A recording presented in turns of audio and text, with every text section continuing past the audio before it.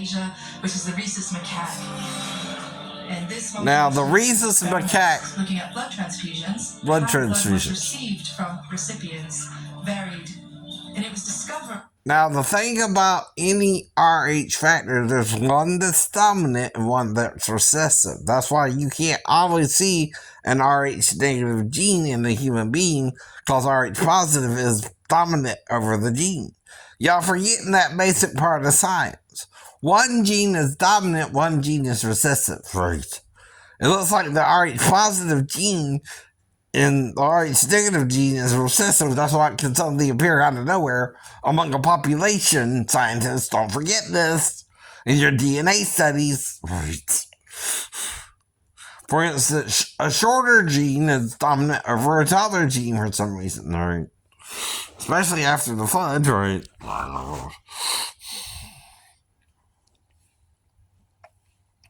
And 40,000 years to the Lord is 40 days and 40 nights, right?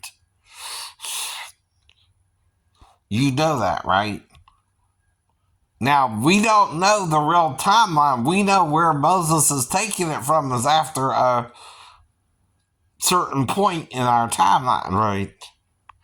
He talks of 2 replenishings anyway, not one, right? Genesis 1 through chapters 1, 2, and 3 represent a new era, a new replenishing, right, of the earth, right? God is trying to replenish the earth with creatures too, right? Different types of creatures, right?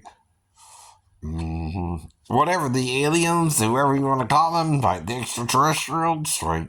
Angels, right? Messengers, whatever you want to call them, right? This planet is being seeded with life from some other source, right? You can tell that, can't you? At least.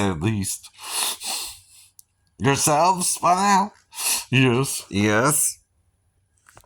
I know. From some other source makes sense too. And we're the last creature put on the planet, by the way. In the last 250,000 years,